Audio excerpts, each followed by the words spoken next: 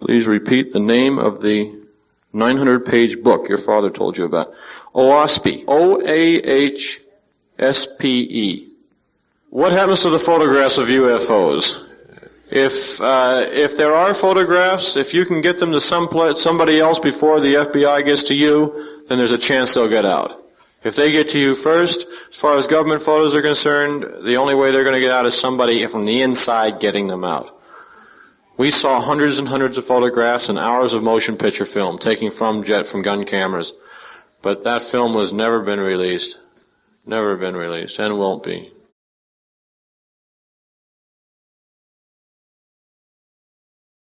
I got there, and the other fellows came in.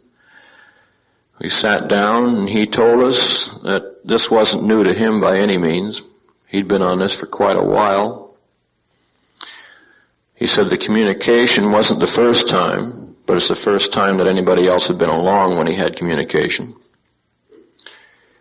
He said that he had had innumerable experiences with them. He felt that his experience was invaluable as far as the procedures of the government of the Air Force and now in tracking them and pursuing them because of it. And then he started to relate some of the experiences to us. It seemed, by his statements, that the experiences were always 3 or 4 months old. They hadn't just happened. And most of them, they varied little except for the time, the place, the weather conditions, and the speeds or the shape of the objects. He explained to us that saucers were incapable of flying from planet to planet. He said they can't do this because they operate in the electrical fields surrounding the planet. And he compared this to a current of electricity in a piece of wire. In other words, if you take a piece of wire and you conduct electrical current through that wire, and we can control the speed of that flux of the wire, of the current, by resistance. Now, by inverting that theory, we pass the wire through the field and control the speed by resistance once again. I guess it doesn't work quite that easy, but this is how he compared it. He says this is how they operate. And he said even though the electrical fields overlap between planets, he said they're not strong enough at the outer distances. And so these saucers are carried by motherships. He said the motherships were up to 10 miles long. And they would carry as many as 300 saucers. They had several thousand of crews. And he said they all came from different planets. He said they even came from planets outside this galaxy. He said it only took a few minutes to go from here to another planet because a mothership was capable of the speed of light, in which time becomes infinity. That there is no time passage as such, as we know it anyway. The one experience that he related to us, which I think was outstanding, was the contact he had with them. When he spoke with them, he saw them. And he related this to us the very next day after it happened. He called me up and he was very excited. He said, "Get over here fast." And we did. And he said, "I've seen him." He said, "I've seen him." He said, "I've been on board the saucer." He said, "I talked with him." He said, "I talked to a guy called a master." This is the most fantastic mind I've ever spoken to.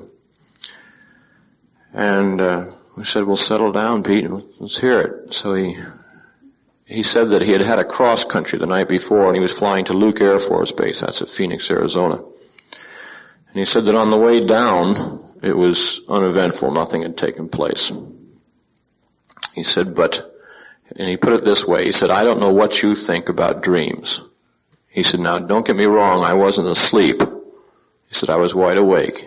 He said, "But I had a daydream or a sequence thing or whatever you want to call it." He said, "But I had a little sequence thing in which I imagined or dreamed that after I landed at the field and went into operations that they told me that they had reserved a staff car for me. And this is not unusual for a man of his rank. And they told him that they had reserved a motel room for him. That's not unusual. He said that after he got to the motel, however, the room clerk told him the name of the room, the number of the room. And he said that at 7:30 that night there was a knock on the door, and he said that there was two men were at the door that he had never seen before. And he said that's where it ended. So as far as much as I had received as such, he said that's all I knew about it. Well, he said that when he got down there, he landed and he went into operations, and they told him that they had reserved a staff car for him. And he said, I passed that off just a coincidence. And he said they told me they had reserved a motel room for him. And he said, even though it was the same name of the motel, he said, I passed that off to coincidence. There's just so many motels down there at that time. And he said, but when I got to the motel and the room number coincided, he said, I started getting upset. He said, I figured that 3 out of 3 is going pretty strong. And he said, I took a hot bath and I tried to settle down, or laid down and tried to read. And he said, after a while, he said, I couldn't get my eyes off that clock. And he said, and at 7:30, there was a knock on the door. And he said, and I didn't know whether to go to the door or out the window. He said, I figured I'd been through an awful lot, and then maybe this is it. This is too much. He said, I knew I was perhaps reading into it, and he said, I went to the door. He said, and I opened the door, and he said, there were 2 young fellows standing there. He said, about college age, and he said, they had suits on, hats. And he said, the only unusual thing about them was their eyes. He said, their eyes looked as if they could look right through you. And he said, the one fellow, he said, they addressed him by his name and rank, and they introduced themselves, and they said that their names were Mike and Dave for all practical purposes. And they said that, he said that the fellow who was speaking called himself Mike. He extended his hand to shake his hand. He said, I extended mine. I shook hands with him. And he said, the only definition I can use, he said, is a feeling that went through me when I did it. He said, it was love. He said, that's all I know. He said, I've never experienced anything like that between a man and a woman in my life. He said, that's just what it was. He said, if I put my life in his hands at that moment, he said, if he told me to jump off the Empire State Building, I would have done it, and I wouldn't have been hurt. He said, I didn't know what I was in for, but I no longer feared anything. And he said, we went outside. He said, we got in a car, a Chevy car, and he said, we drove outside of Phoenix. And he said, they were informing me that they were taking me aboard a saucer, and that they were going to allow him an audience with a man they called a master. He said that they told him that a master was the highest physical form, that this was the highest form physically of intelligence, and then after that, an individual becomes a god-ether. And they said that he had performed well in his duties, and this is why he was being allowed this audience. And they said they could figure approximately on a half hour so he could prepare any questions that he wanted to ask. And he said he was trying to focus and trying to be objective about it. And so he said it was pretty exciting. And he said they got out he figured about 18 miles out of the city, and he said they left the main highway and they drove off on the little road into the desert. And he said after a while, in that area, the topography of the land is very rolling. It's very hilly. And it was growing dusk, he said, and they turned the headlights on in the car, and he said they drove off the road. He said, and after a while, he said because they came over a bluff, he said the car stopped. He said they hadn't turned the switch off though, or turned the lights off, but the lights and the engine stopped. And he said he could look out and he could see at the bottom of a valley, so to speak, there. He said there was a saucer sitting there on tripods. He said it was on 3 legs. This was about 150 feet in diameter, and he said it was just sitting there, that's all. And he said they got out of the car, and when they did, these 2 fellows took their suits and hats off. And he said in their shirts, and they had a one-piece jump type suit on underneath. And he said this was in one piece, including the shoes. and that they wore a belt, and the belt had a metal disc in it, in the center of it, and he said, and they produced one of these metallic discs for him, and they told him to hold it between the palms of his hands, and he showed us, and he's like this, and he had the disc, he still had it, and he showed it to us.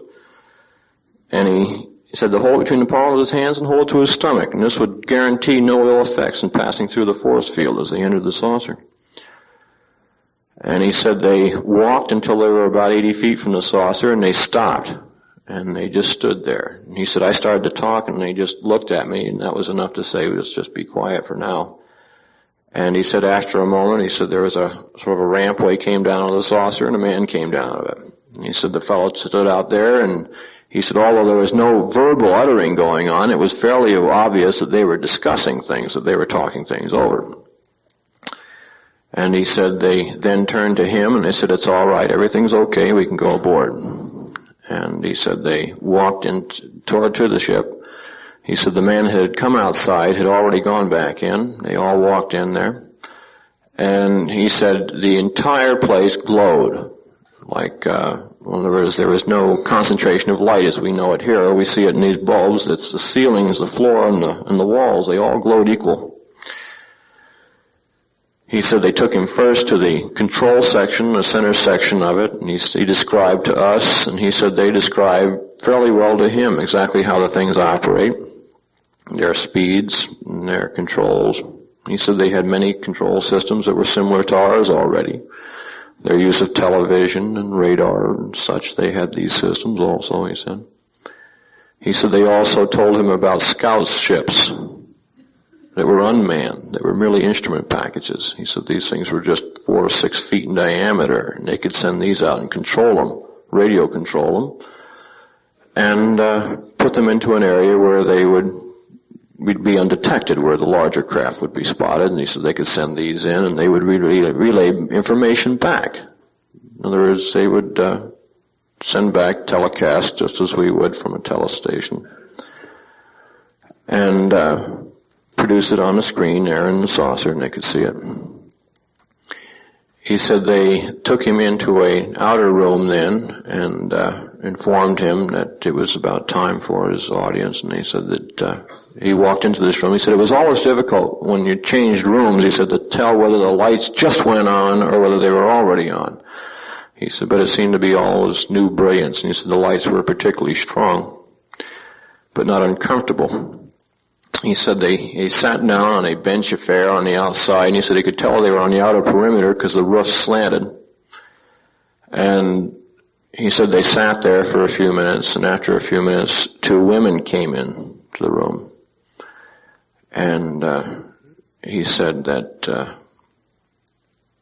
he said, you know, by the way you fellows think, he said, well, myself too, he said, you know, I'm a red-blooded American boy. And he said, they were pretty groovy chicks.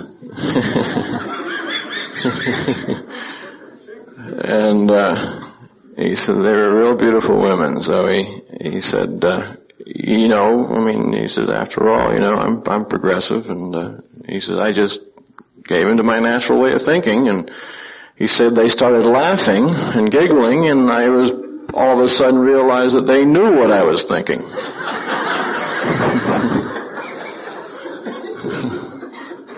And he said I was very embarrassed, and he said that I went to get a cigarette, and he said that I noticed that I hadn't seen anybody smoking or even facilities for such, and they explained that it was just a nasty habit that I had here and that I would get rid of it sooner or later. And they asked him if he was thirsty, and he said he could have drank the Red Sea dry about then. And he said they went out and they brought him back a glass of what he would closely compare to grape juice. Said it wasn't unusual. He said, well, after I said, yes, I'm thirsty, he said, all of a sudden I realized that maybe they were going to bring me a glass of Bardol, you know, or a glass of lye. And maybe I wasn't ready for this, but he said it was not unpleasant at all. And he said that when they went out of the room to bring him back this glass of whatever it was, he said one fellow turned to him and he said, how old do you think the young ladies are? And he said, well, I told him that I figured that they were about 18, 19, maybe 20 years old at the oldest. And he said, well, maybe you would be interested to know that the one is 78 years old and the other one's 146. And he said, that's the first time I ever thought of making love to a 146-year-old woman.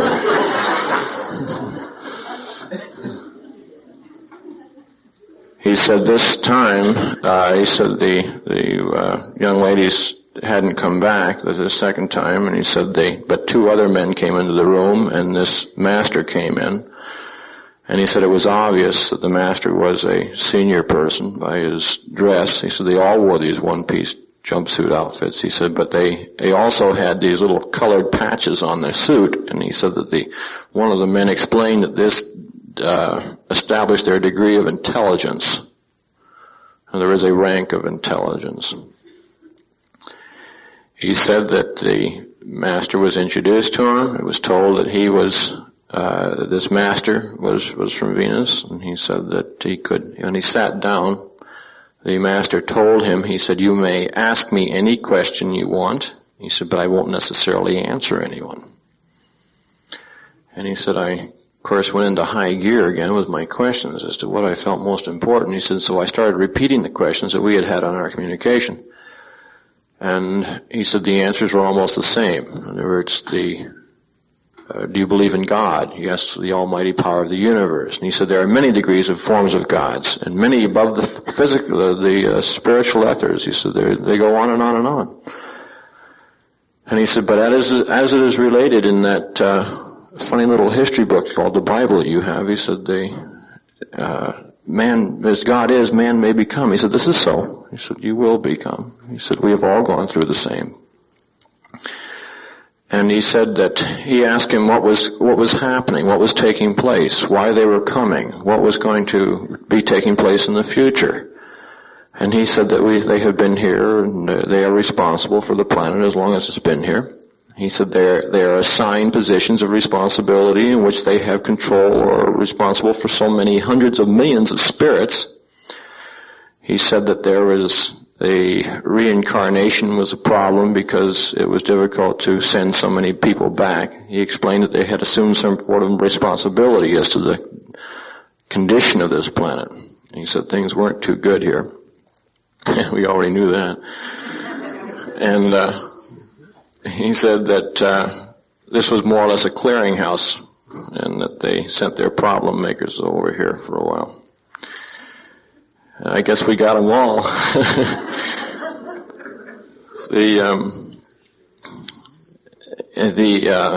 He just predicted a number of things. He made statements pertaining to the future. Now, this was in 1954. These predictions were interesting, fascinating to hear. But relatively to personally, they weren't that important. He made a certain remark concerning California in 1967. And I don't think any one of us ever thought we'd be in California in 1967. I'm here, it's 1966. I won't be here next year. He stated that there was a change of cycle that was coming about.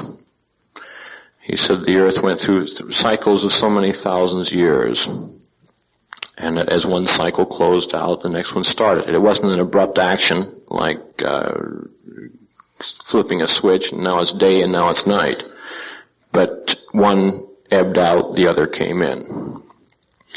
He said the coming of the new one had already started, or was about to start at that time, it seems, and that the new one would not be in full swing until after around the year 2000. He said, but there would have to be many geographical changes made in preparation for this. There'll have to be many changes in other systems. And he said, as a result of this, there'll be many religious upheavals and political upheavals and so on. That'll be a natural consequence because the political leaders won't have answers for these things. They can only answer so many things that happen, but beyond that it's a miracle or a act of God. But all of a sudden God's here. He referred to Christ as Christ Jesus, and he said that he was a son of God, but not the son of God. In other words, there were many, many, many millions of sons of gods, different degrees. He was just a higher degree of intelligence of a son of God when he visited here. He said, in this day and age, he would be called nothing more than a clairvoyant medium. And that's all. He said, most of your depictions of the miracles in the Bible, he said, are built up out of proportion. He said, and you could actually assimilate the realization of them if you were to, so to speak, gear them back down. That it is possible, and they are happening around you every day. And they're not, you just don't label them a miracle and write them off the book. He said there would be, out of the entire thing, he said there would be much Holocaust. He said at one time it was possible for civilization to save itself. He said the earth, the people of the earth produce vibrations, and these are positive and negative vibrations. They're vibrations of love. Now, of course, we know there are many forms of love. He said that the vibrations, however, were overwhelmingly so negative. The world was overwhelmingly materialistic, and they were no longer objective to things which they could not see.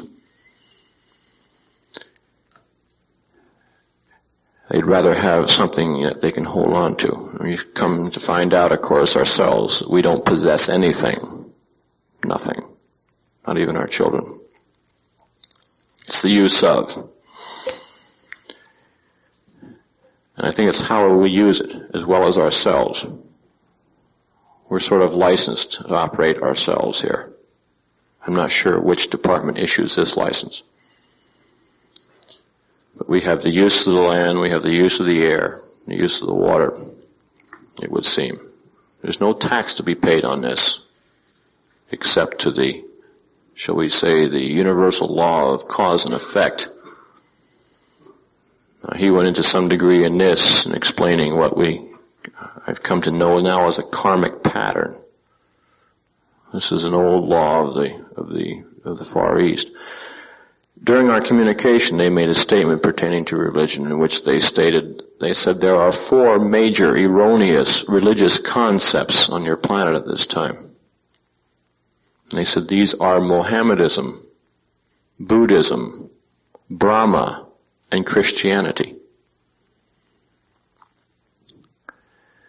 They went into, he said he defined reincarnation more specifically. He said they went through voluntarily reincarnation. He said, however, we're not quite that level of consciousness here, that most people won't even accept it, let alone know how to utilize it, or how to utilize the past lives. He said reincarnation is just as simple as grade school. He said you go to first grade and you study the subject matter. At the end of the year you take the examination, and one of 3 things happens. Number 1, you pass, and you go on to the next grade. The next higher step, a higher opportunity. Number 2, you fail the test, and you take the grade over. In other words, you come back, you get another vehicle, another body, and go through again. A second chance. Number 3, you fail the test, or you failed earlier in the schedule, and you drop out. And you drop out and you float around for hundreds, maybe thousands of years before coming to a state of awareness that you can come back, and then eventually coming back. He said if you'll examine your child prodigies and your intellects of your younger people, he said you will find that number 1, you'll find many of the answers there, and he said you'll also find that a child, upon close investigation, until they are about 3 or 4 years old, has vivid recollections of their past lives. He said it won't take much investigation for you to find this out. He said study your own children. He said many of the little stories they're telling aren't stories. It's already happened to them. He went into diet. He said they were vegetarians. They did not consume meat because the animals contain spirit bodies just as we do. They contain a spirit. He said, we do not believe in destroying the vehicle of the spirit or altering their karmic pattern. He said that they did not believe in inebriation. He did not say we don't drink. He said that he didn't say they didn't drink. He just said they didn't believe in intoxicating the body. That's how they worked it. The predictions he stated at that time, they discussed Cuba. They said that an island that's close to the southeast of the United States would be taken over by the bear. He said he always referred to him as the Great Bear, the Russians. And he said that a major conflict would arise out of a seemingly insignificant war, or just an insignificant conflict in the Southeast Theater of Asia, which we might call Vietnam.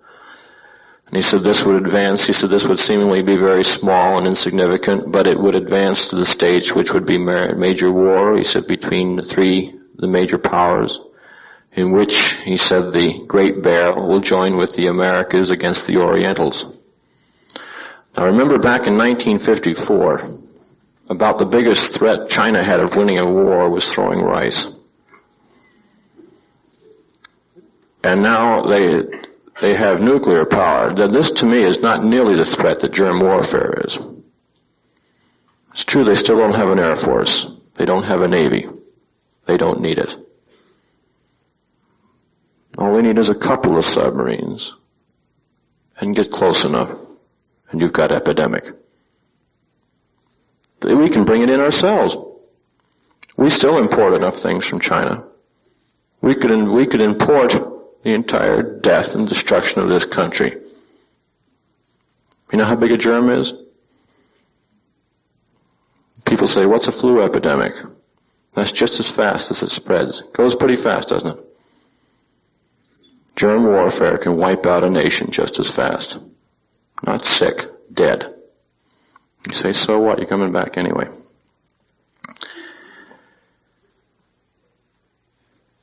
The overtures of this entire thing, the seeking, and then the why, what to do, where do we go from here? He stated that this master told him that out of the entire Holocaust, 7 million people would survive. You know what 7 million is in the population of the planet? It's a drop in the bucket.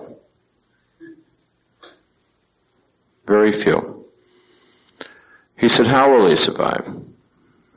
He said, they will be the ones who will find their own salvation. He said, they will heed the warnings. He said, what do you mean by warnings? Well, he had made a prediction. He stated that there would be a major land change in Southern California in 1967. He said, but there'd be 2 warning signs. He said, 90 days before this, he said, the volcanoes of Pelee or Vesuvius will erupt. And he said, when this happens, he said, for those who heed it, he said, they'll move. And for those who don't, they'll find the Southern Californias, he said, inundated under the waters of the Pacific Ocean. He said these waters will extend inland northward as far as Salt Lake City, Utah. That's an awful lot of land. It's a lot of people. That takes care of 7 million right there, mop. Well, how many more? He said there'd be major land changes, geographical changes all over the planet in preparation. It was of interest to me. I see a gentleman friend of mine seated in the back there who showed me an article a few weeks ago this article was just a clipping from one of the back pages of the Herald Examiner here in Los Angeles. I don't know how many of you saw it. But the article said very simply, in just 2 little columns and about so long, it says 15,000 people killed in a tidal wave. 15,000 people. To me, a life is a life. I don't like to see an American killed in Vietnam any more than his father or his mother. But I think that 15,000 people killed in a tidal wave deserves more than this much space on page 28 in the Herald Examiner. That's an awful lot of people. What happened? Why did it happen? Another little article that stated relating how an island emerged out of the Pacific Ocean off the coast of Chile. Witnessed by many people, and it's still there. It didn't go back down, it's still there. An island 60 miles long. In some other predictions or prophecy, as you may, it is stated that before the continent of Pan, the greater part of the Pacific Ocean, emerges from the Pacific, there would be an emergence of landmass in the southern Pacific. When an island comes up out of the Pacific, that's landmass. There are many ways you can interpret or misinterpret many things. And it's very difficult to be objective at times, to be realistic. And you say, first we want the facts. Then what do we do with them? He said it's too late for the planet as a whole. He said by the time your children are 4 to 5 years old, they are so thoroughly indoctrinated to prejudice, hatred, distrust, selfishness. He said that you've blocked the doors to them. He said there's your only hope. He said we begin educating our children when they're 3 months old. And by the time they're 15 years of age, they've mastered telepathy. He said, I'm not, and he never did. And this colonel never did this. He never dictated to us. He never said at any one time, this is so, this is the way it will be, this is what you have to do. He never said that. He said, here it is. Do what you want with it. Take it or leave it. We were separated in 57, and I went back to Connecticut, which is my home state. And I had given him the address of my parents back there. And I went into business in Connecticut. And for 2 years, I thought, just bury it. Don't think about it. And a number of little things happen, and the subject comes up, and you can't talk about it, so you don't. And you sit there and you say, well, gee, I wonder what it would be worth if they knew what I knew. If it would help them any. You say, well, no, I better not. So you just sit there and listen to them talk about it. In 1959, in September, my mother called me at the office. She said, I've got a telegram here from Colonel so-and-so. I said, well, open it and read it to me. And so she did. And he was at the Westchester County Airport at White Plains, New York. And there was a phone number there, and I called him. He says, come on down, let's get together. And he sounded very happy. So I did, went right down and I saw him. And he was very happy. He was probably the happiest man I've ever seen. And we went over old times for a few minutes, and I said, what's happening, Pete? And he says, I've made it. I made the grade. He said, I'm going on. I said, oh, did you get a promotion? And he says, no, I'm going with him. I said, boy. I said, it's been a while. Let me sit down for this. What do you mean by going with him? He says, I'm going with them. Just the way it sounds. And I said, how much time do you have? And he said, about 30 days. He says, within 30 days I'm going. Well, we talked about other things, and he came up to the house a couple of times, and if he wasn't at the base, I called the base every day from then on, twice a day, sometimes 3 times a day. And on the 27th day, and sometimes I'd call and he wouldn't be there, of course, and I'd leave a message and he'd call me back. And it's like waiting for a baby, except in reverse. You're waiting for somebody to leave. And you're happy about it? You wonder. I told him, I said, you don't seem to be upset about this. You don't have any fear. And he said, Mel, he said, I'm probably the happiest man you'll ever know. He said, I'm looking forward to this like a kid to Christmas. He said, I'm going and I know it. He said, it's a terrific feeling, let me tell you. He said, but I know where I'm going, I guess that helps. I said, do you really? Do you really know where you're going? He said, wherever it is, it's right. And whatever it is, he said, I've found it. And he said, let me tell you, you keep seeking and you'll find it. And he said, just don't ever misuse it. Don't ever misinterpret it. Always be objective, never dictate with it. And he said, you'll find the truth. Well, on the 27th day, I called down there, and they told me that he was out. They took a message and have him call me, and he didn't call me back. So I called again, and they said no, he was overdue.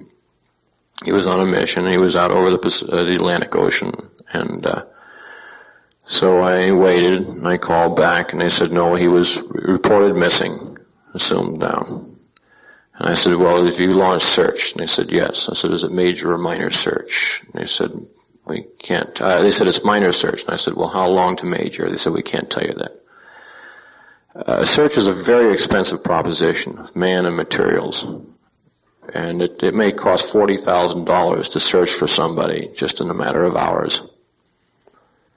And they just don't call a major search right away. There's so many hours on a local search, a minor search, and then they go into the major search.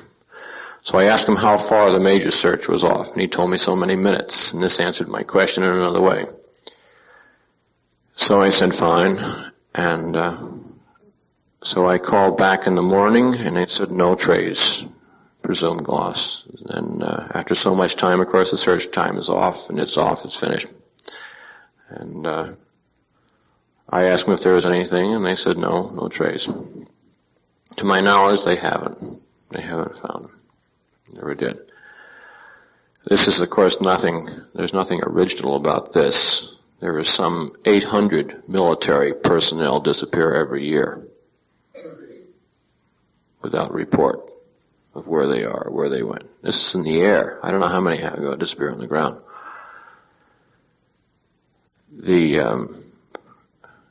I am now associated with a man who resigned his position in Washington just 2 months ago, who was with this assignment. He was one of the heads of this. To sit and listen to the things that he tells makes this mild. And he wants to get it out too. But it's not easy. It's just, like I say, not to dictate, just to say, here it is. Do with it what you want. Now, I understand we're going to have a question and answer series. I imagine some of you do have some questions. There are some questions I cannot answer, will not, but you're glad to have you ask any. Roberta, how do you want that handled? Well, we have an intermission.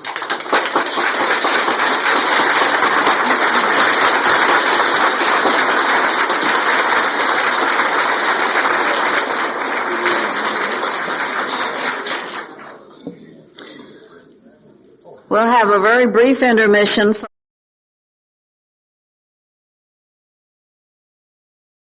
I'm going to read the question and then try to give you an answer and an opinion, one or the other. Do the British and Russians have the same hush-hush policy as our government, and if so, why?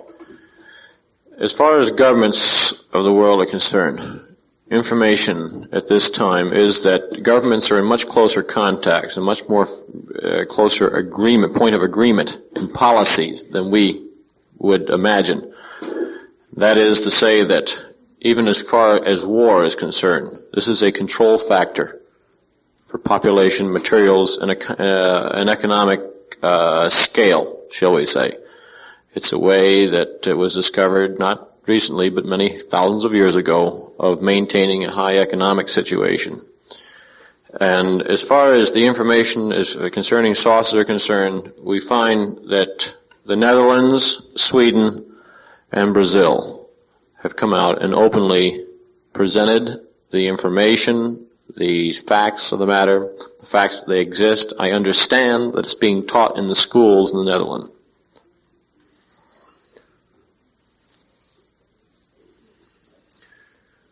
Pertaining to geographical changes, California. Was all of California to be inundated? I understand. I have some fault maps, which are available, by the way, from the California Bureau of Mines. Anybody can write and receive these maps. They come in 2 sections.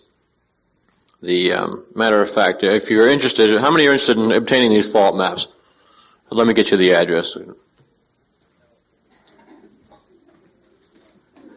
State of California, Department of Natural Resources, Division of Mines, You want Bulletin 158, Plate 1 and 2. I'll go over that again.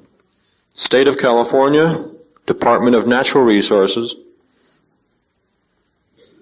Division of Mines,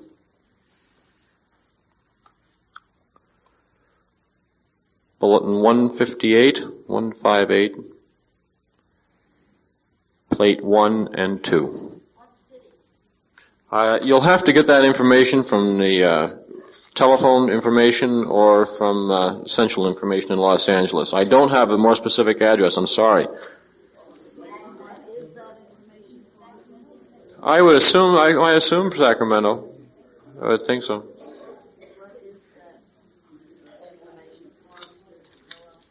These are for the fault maps of California. California alone. It's, I don't know if you can see this from there.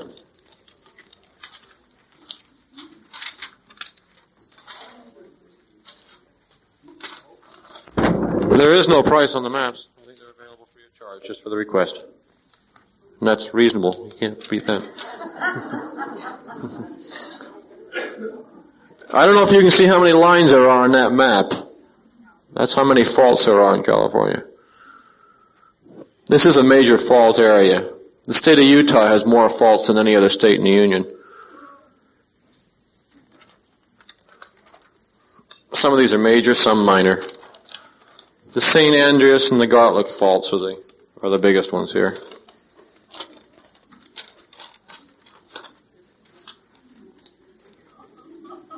Pertaining to the question, was all of California to be inundated? It seems, pertaining to the information relayed to me, no, the southern portion. In other words, approximately the lower half of the state. I'm being very brief with this because in order to be specific, I would have to have a map here to outline the areas of the Sierra Nevada mountain range and some of the other mountain ranges as to how it would fall. Because there is a great valley here that would certainly go down. It would seem that the series of events will be an earthquake, and there will be a settling of land mass, and then it will be followed by a tidal wave, and then the resurge of the tidal wave of the water will draw much of the land out. On one of these maps, you have a topography, or I shouldn't say topography, that's an elevation, but you also have a depth gauge on here as to the descents off the coastline. And we're on a shelf. You don't have to go out very far, and the depth out here is 2,000 feet. It drops very, very fast, which means that a shelf can drop, it just merely settles. It goes right down. It's like these slides in Pacific Palisades. The entire coast is just like that. In other words, the side of the hill settles down.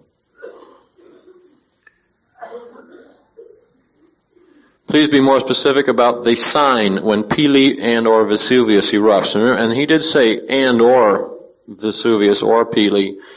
He merely stated the eruption of these volcanoes, not a sign, but the eruption of these volcanoes, either one, and within 90 days it would happen.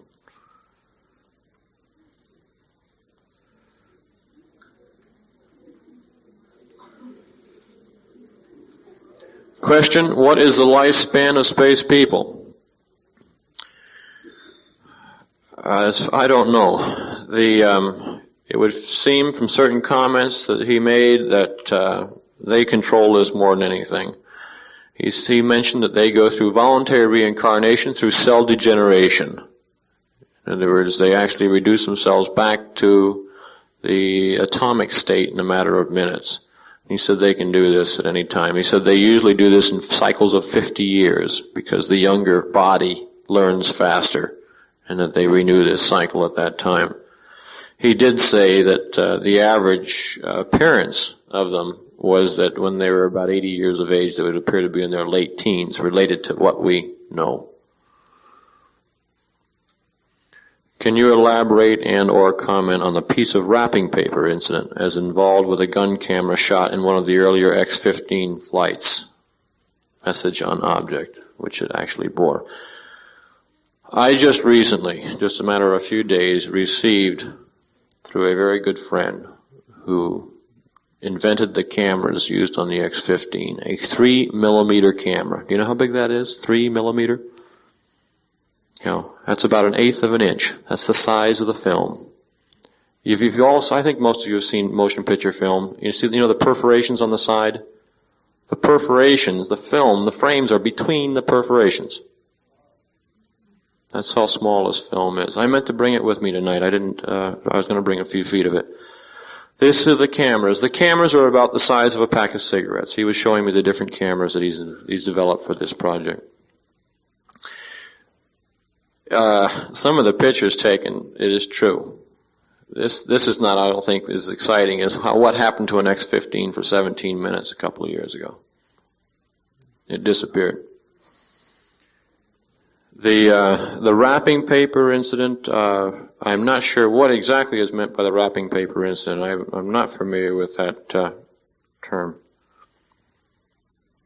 I am aware of some of the pictures taken by X-15s, however. I have seen pictures taken by the astronauts also.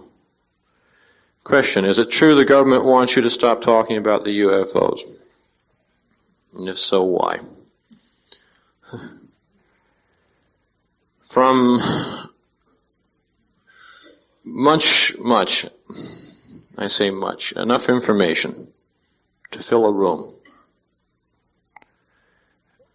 which does not agree with the current political situation or way of thinking of this government or many other governments is one reason.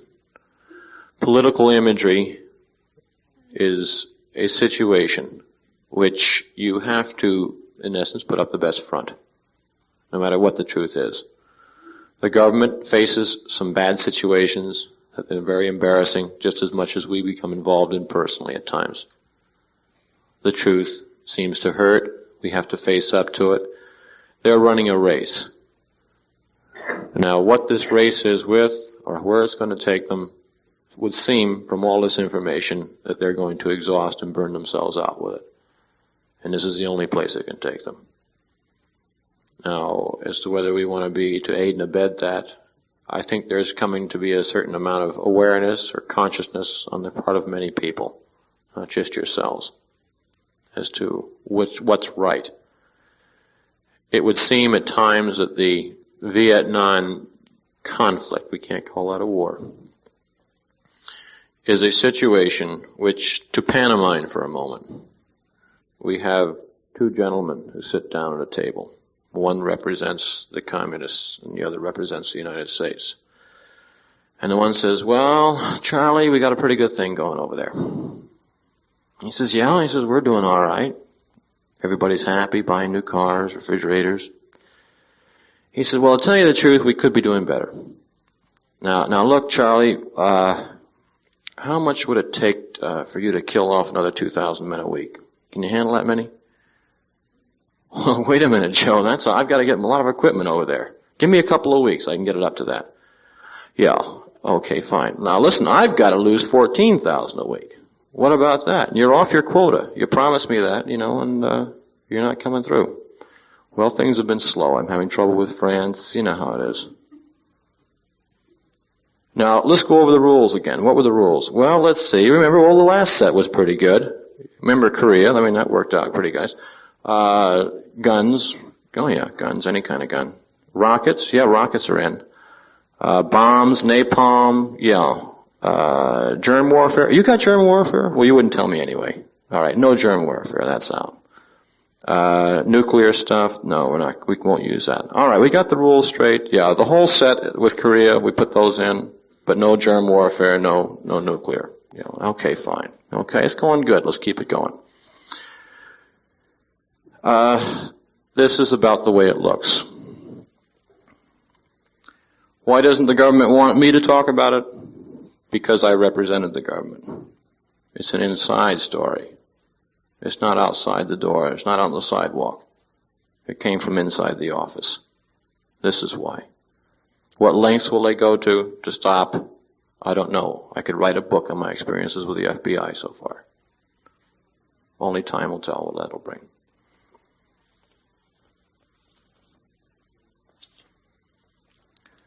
Question, I knew of a colonel in UFO investigation about 1957-58 or so who spoke in tongues. Is that your colonel? I can't answer the question. I don't know. Question, have you any knowledge of mass deportation of people by UFO at the time of the catastrophes?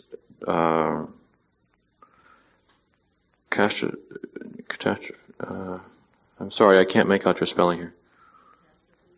Catastrophe. Well, the condition on this planet during Holocaust, I guess that's what that refers to. There has been certain information. He related himself, he stated that there would be certain numbers of people who would be deported, who would be removed safely. He said, however, it doesn't make much difference. If you're going to go, you're going to go. He said, because you just lose the vehicle, that's all. You can still come back again. He said, actually, what was spoken of as the Ark during the flood was a mothership which was evacuating thousands of individuals. He said the bit about the two of each type of thing. He said, I don't know about that. He said, but they were just, that was a mothership evacuating individuals from the time of the flood. He said, and the same thing will happen again. Question, as is obvious, the space people want to help us. Why doesn't our government go all out to accept this help and inform the people accordingly? I think we more or less covered this before. To put it mildly, the government has got a tiger by the tail with this thing. It is leaking out. Secret, top secret, confidential, security, anything that's stamped with that. We used to have a stamp in operations at the field. It used to say, top secret, destroy before reading.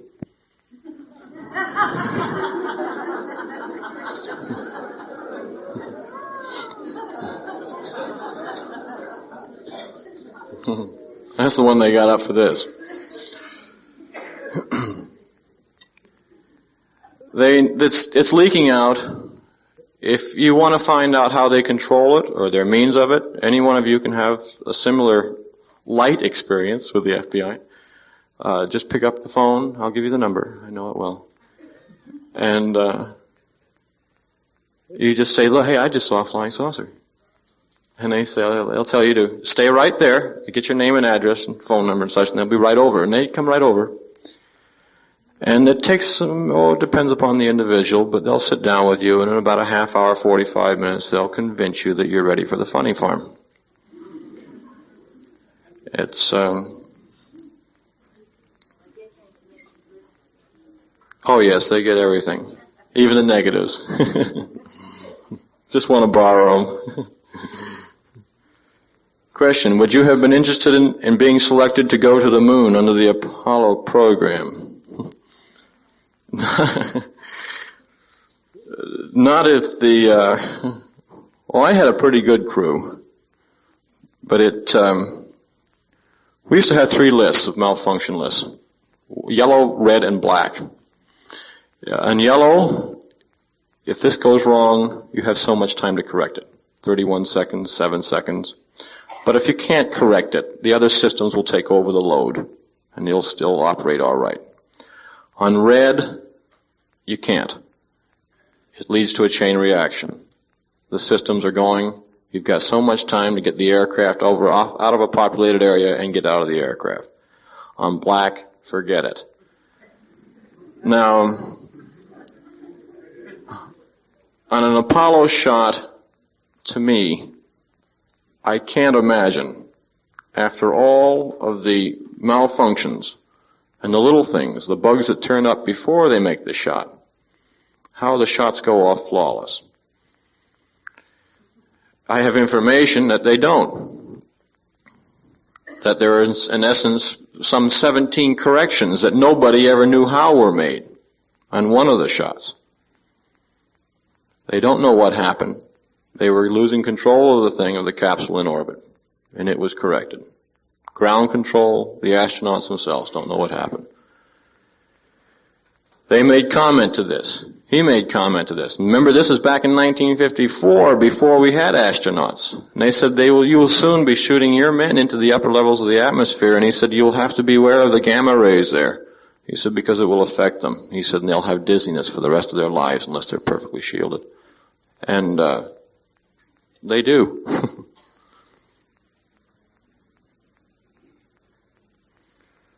No, the answer to that, no.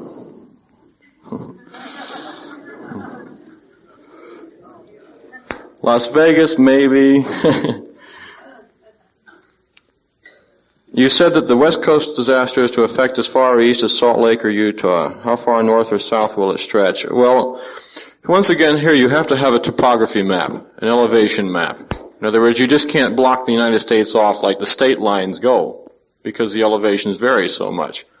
You have to, your map, your lines are going to run like so, around the various elevations. And you really should be a geologist or a form of one, or have some basic knowledge in it to understand exactly what areas are likely to settle, as well as to shift and to move here and there. I think you could decide more or less on a general area. I understand areas over 4,000 feet are relatively safe at this time. You just can't go much further down. You say, do with it what you will. I would presume maintain a high ethical standard in one's life.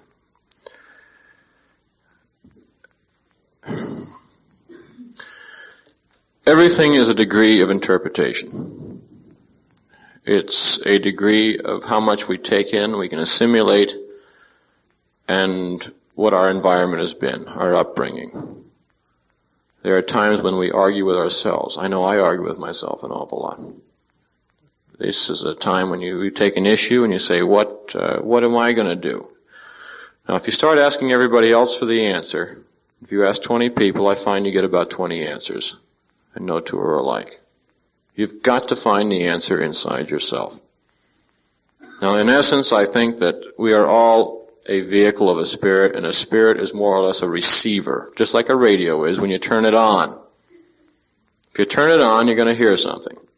And I think if you turn your spirit on, you're going to hear something too. And I think this is, in essence, what we might say, the voice of God, or however you want to call it. But this, if you turn on your receiver, I think you'll find something that will give you the answers.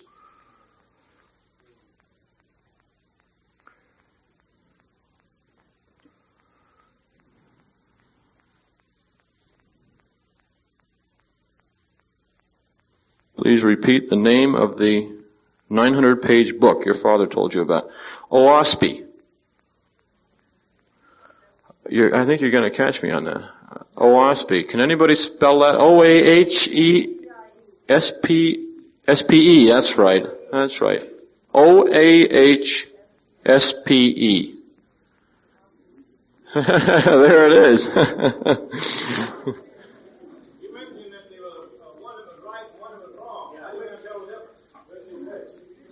Can anybody help me on that? As I mentioned before, I'm not sure myself. There's a first and a second edition.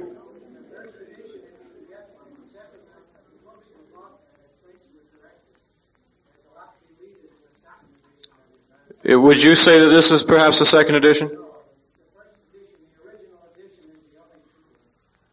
It seems there was some alteration, either in the manuscripts or the plates from the first to the second edition.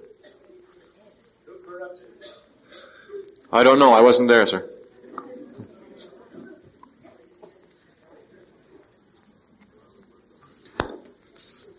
Question. Are the angels of old similar to those space visitors in ships? Whose angels? The angels have been described by so many people as lights or a mirage or a seance, a thing, a spiritual thing. I think there's many descriptions for angels. Where does angel leave spiritual and become mortal? I think these people certainly have the answers, and I think that they are possibly can even what's the word I want there? They can control the change. They almost at will, it would seem. Not having seen them, I've never seen them, so I don't know. Have you received any message by means of ESP or otherwise of the lost colonel? The fields related to this subject are almost unlimited. They go into the political realm, the realms of medicine, of religion, spirituality, psychic, occult, even the drug market. And in essence, what they represent at times is 1,000 cliffs to dive off. Take any one of them, and you can interpret a great deal of what they have to fit. Many people have come to me. They came to me in the past, and they said, "How would you like to speak with a colonel?" I said, "Swell." And they said, "We can do it. Set it up for you. Have a little meeting all together." And I attended a number of these, and basically they were one form or another of the spiritual seance. Some used different vehicles or tools, others didn't. And before each one of these, I would ask them, I said, to tell you the truth, I don't know where the other two pilots are, Orton or Verlinde, and I would just as soon know their addresses, their locations at this time, which is very important to me. And I said, if you can produce this for me, I will be just as happy with your authenticity as if you produce the colonel. In truth, I would be more pleased. Well, they produced many voices and produced many other things, but they never produced the addresses of these two other pilots. And I found them just by accident the day after Thanksgiving last year, but I have located them after 8 years. With the exception of one individual. And this woman shook me up real good just a few weeks ago. And I'm not too, if I may, pardon the expression, hep on these things. On people who can give you a reading. I'm not familiar with even the hows or the mechanics behind it. I'm no detective. I don't know how to tell the real one from the bad one unless I have some results. But this woman penned me from day one right through the future. Came up with 1,000 things, spoke of places, times, incidences, people that I had known and done things with. When it came to the colonel, I asked her what she could tell me about a man named Colonel Peterson. Now, she was totally unaware of who I was or what my experiences had been before this. She thought for a minute, and her first question to me was, "Do you know how he died?" She didn't know he was dead. And I said, "No." She said, "To your knowledge, have they ever found the body?" And I said, "No." She said, the injury, she said, "He didn't die in the regular way that we know it." She said, "It's funny." She said, he's still in his physical form." She said, "He wants to talk to you very badly." She said, "He does. He's been trying to reach you for a long time." She says, "And he's near you." She said, "You're going to be talking to him within the year." She said, "But there'll be 2 men come to see you before then to prepare you."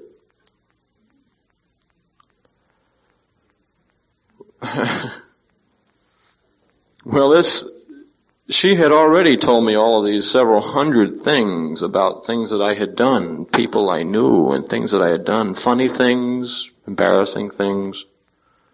I don't know. The odds are phenomenal. She really struck it home. Time will tell. She made a number of other predictions. To my knowledge, I have not corresponded with him in any way, shape, or form. I am unaware of it if I have. Perhaps he can read my mind now. I don't know. Question. Was there any indication of what the warning would be to the geographical change in 1967, only as to the 2 volcanoes, Pelee or Vesuvius? Question. Could these UFOs be our own experiments, and is the Air Force evaluating public reaction on observation and how different possible explanations at or think they see. Explanations as far as being an earthbound thing. At this time, there are a number of aircraft corporations, Hughes, Bell's, North American, and some Eastern firms, who are on heavy government contracts on anti-gravity. This is the assignment. Find the way to control gravity. I thought it was most ironic a few weeks ago when Dick Tracy, the space coupe, in a little block in the bottom of one of the cartoon cuts there was a statement, and it says, "The nation that controls gravity controls the world." And I thought it was ironic to put that in a comic strip. It certainly would have some influence if you could spring everybody loose.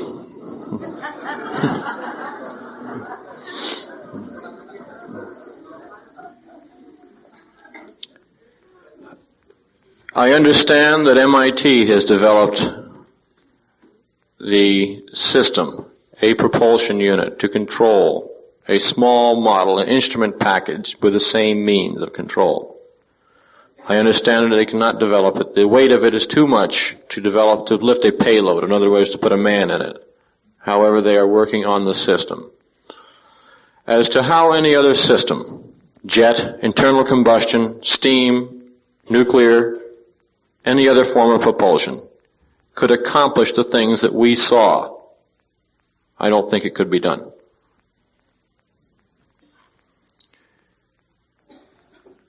We have developed saucer-appearing aircraft, but they are notably slow and cumbersome. They're mostly in the vertical takeoff type of field.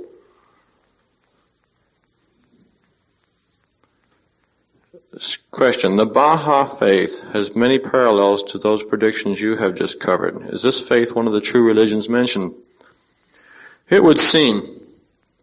Many people say, they'll compare my remarks, relations to many religions. They'll say, are you Mormon? Are you Mohammedanism? Are you Buddhist? Are you this or that? I say, my answer to them is, I am a roaming Christian. I believe God, but I do not follow any particular concept of it. Their statement also to us was that there are many original truths in all of these religions, but they are so buried and misconceived and misinterpreted that it would be a lifetime alone just trying to sift it out. And this is the problem, the sifting, this constant sifting to try and find the truth out of it. I am not well worded or that familiar with the Baha'i faith to draw the parallels myself, so I don't know. It may be very true. Question. You stated you wouldn't be in California in 1967. Question. Where will you be?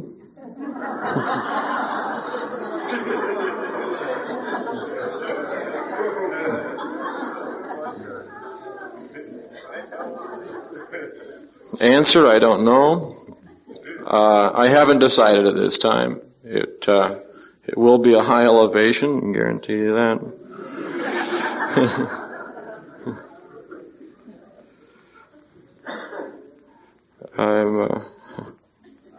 Several friends of mine and I are building aircraft right now, just for our own use, just in case.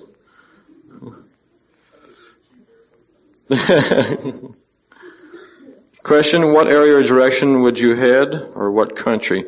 Once again, I refer to this basic elevation of 4,000 feet or over. It seems that this is the best. Question, do you know of a spacecraft reportedly at Edwards Air Force Base? I have heard that it is under guard in a large hangar. I have talked with military who have stated that there have been not one but several space saucers at Edwards Air Force Base. I think there's a lot of talk about Edwards Air Force Base out here because it's in California. The actual base which is designated for all of this type of thing, for all the evidence, physical evidence pertaining to saucers, is at Wright-Patterson Air Force Base in Dayton, Ohio. That's Air Material Command. And this is where they take everything and put the top secret on it. And from things that I have heard, they have really got quite a museum there. It's, I haven't been there. I don't think I have a ticket to the gate when I get there if I went. Especially me. Question, you said the Christian religion was wrong. What religion is right? No, I did not say that the Christian religion was wrong. It would seem that once again, that these religions, all of them, contain the original truths or universal laws as such, but they are not correctly interpreted. They have gotten materialistic. They have changed the objectives to other things which are easier. I was reading an article the other day by an Indian, a Hindu, and he said, church, he said the objective of church is merely make people think happy, just to make them think secure. Don't give them the truth because they don't want it. He says this scares the daylights out of them. Now what good's that going to do? Who wants to go around scaring people? The successful church is the one that makes the most people feel at ease. This is the one that can give them a way of life to go by, the easiest rolling wheelchair. It's about what it amounts to. And there are many churches that do this, of course. Now that church, it doesn't mean that church was founded on those principles, that they have always preached those things. We have seen radical changes in the last few years in a number of the churches, the beliefs of this earth. We see a breaking up of the old and the new, the moderns they call it. I heard a lecture delivered a few months ago on a man who was defining squares and exactly what a square is. And by all his definitions, it paid off to be a square. Probably does.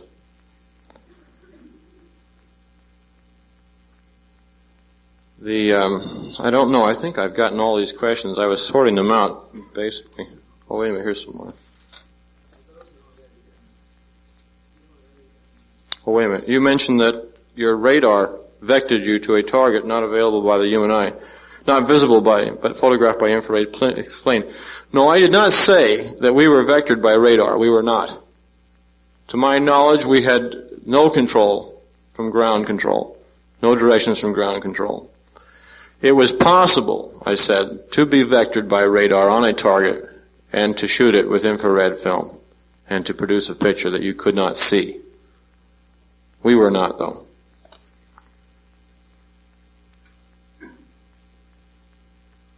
Question, where are you building your racetracks? Is that right? I don't know what this means.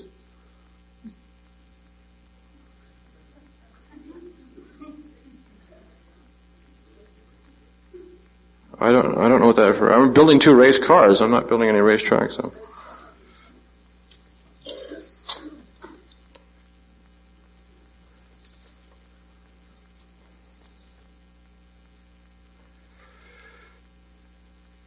Any other means of power or guidance in flight?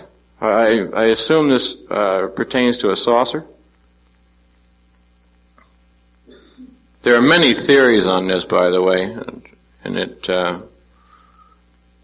I don't know exactly what the answer to it is. It would seem there are many theories. Some make more sense than others, and it's not inconceivable that they could use several means, any one of several means to do it. I've heard of the solar energy theory, as well as the local electrical field theory, gas theory, nuclear theories. A question, are you able to give out any other geographical changes coming to Earth as foretold by the Master? This pertained mostly to Europe and to Japan. He stated that in 1967 that the same fault line that would open here runs through the Pacific Ocean and up through Japan, and it would take the greater part of Japan with it.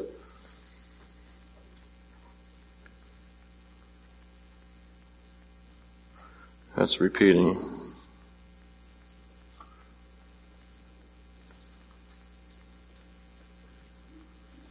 I think that about covers it. I've categorized most of these. Is there anybody that had a question here that was not answered or that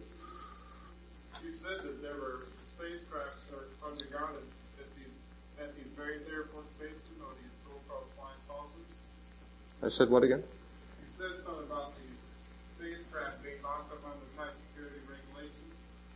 This is what information I have. Mm-hmm. Mm-hmm. So how do they acquire possession of such spacecraft or aircraft? I understand that they have been delivered voluntarily. Although, in one exception, I know it seems that one crashed and was captured that way. It was recovered from the wreckage was recovered. They're not perfect either, it seems. It seems they're not perfect either. They malfunction also. What's your opinion of the temperature inside the Earth? Not having been there, I don't know. There's an awful lot of information that's pertaining to this hollow earth theory, and I think you can build, if you take two people and say, here, you take the pro and you take the con, we could build quite a case on either side, for and against it.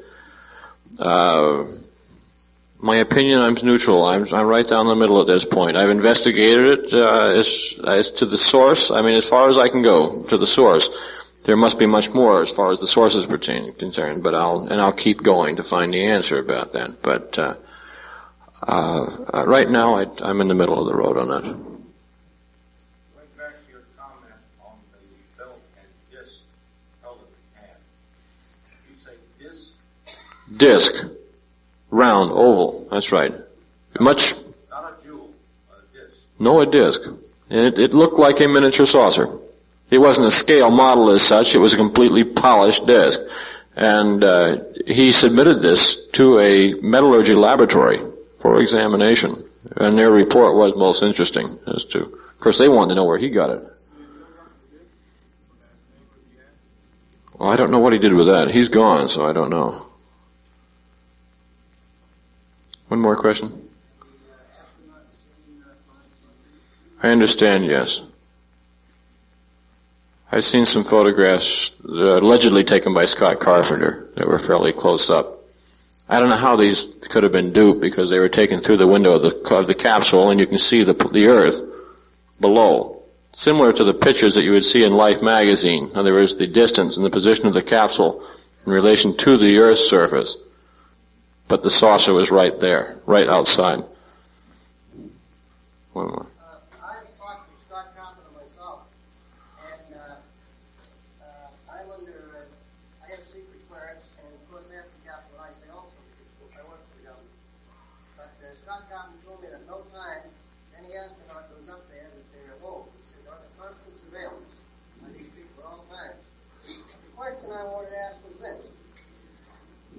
I too am aware by direct contact from the brothers that they have craft at Edwards Air Force Base. Now the question of mine is this. These craft are there for the United States government to study, and obviously they know how to control them, and why all of the different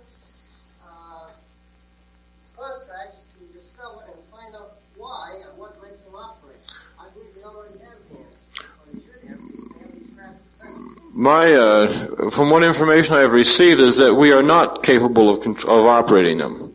That we can study them. We are attempting to assimilate from the information received from the study to construct or to evolve to that point. However, to my knowledge, we have not been able to operate one at this point. I've had information for some odd years to the effect that Canada has had two of them, which they obtained as gifts, and that they have these in concrete bunkers in the inland. And they've studied these for years, but they haven't come up with the answers yet. Yes. Did the UFOs have anything to do with the blackout in New York and the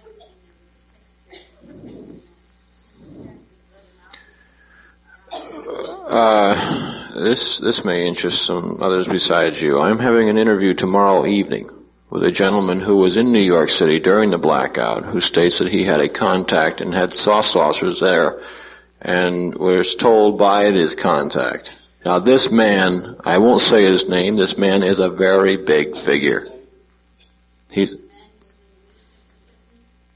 What did you read?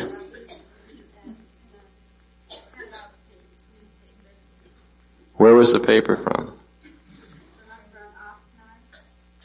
I wonder if it got out here. Yes, that's right. Yeah. Yes. He's a well-known actor. And I wanted to compare what he's going to tell me. That's all. Mm-hmm. That's right. But I'm sorry, I don't know who's talking.